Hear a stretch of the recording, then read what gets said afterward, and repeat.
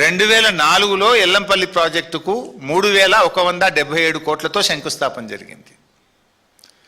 2014 BRS ప్రభుత్వం వచ్చే నాటికి 3347 కోట్ల రూపాయలు ఖర్చు పెట్టి ఓన్లీ కొన్ని నీళ్లు టెంపరీ బేసిస్లో నిలిపారు.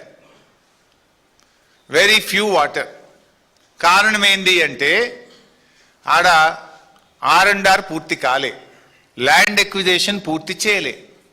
తెలంగాణ వచ్చిన తర్వాత నీటిపారుదల శాఖ మంత్రిగా మేము వచ్చే నాటికి 18,700 ఎకరాలే భూసేకరణ జరిగింది ఎల్లంపల్లిలో.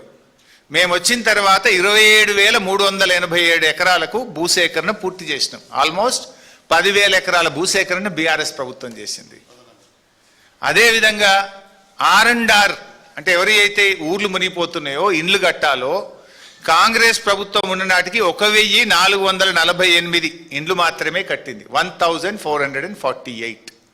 మేము 13,296 ఇండ్లు పూర్తి చేసి R&R వాళ్ళందరినీ కూడా షిఫ్ట్ చేసినాం. 13,296 ఇండ్లు కట్టినాం. 10,000 ఎకరాల భూసేకరణ చేసినాం. రాయపట్నం బ్రిడ్జ్, కరీంనగర్ ఆదిలాబాద్ మధ్య అత్యంత కీలకంగా ఉన్న రాయపట్నం బ్రిడ్జిను యుద్ధ ప్రాతిపదికన పూర్తి చేసినాం. ఇవన్నీ చేయడానికి బీఆర్ఎస్ ప్రభుత్వం 2,052 కోట్ల రూపాయలు ఎల్లంపల్లి ప్రాజెక్టు మీద ఖర్చు చేసింది.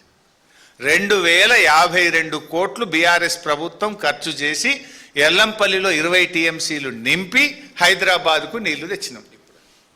ది గ్రేట్ రేవంత్ రెడ్డి ఏమంటాడు, కాంగ్రెస్ గట్టింది, 20 ఏళ్ల నుంచి నీళ్ళు హైదరాబాద్కు వస్తున్నాయి. నోరా మోరా, నిన్ను ఎట్లా నమ్మాలి అసలు? ఒక్కటన్నా నిజం మాట్లాడుతావు, నేను నమ్ముతాడా నిన్ను?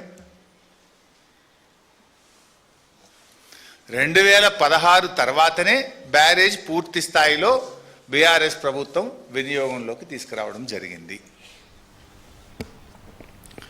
ఇవాళ నిజంగా ఇష్యూ ఏంటంటే ఎల్లంపల్లి ఎంత ఇంపార్టెంట్ అంటే ఇట్స్ నాట్ జస్ట్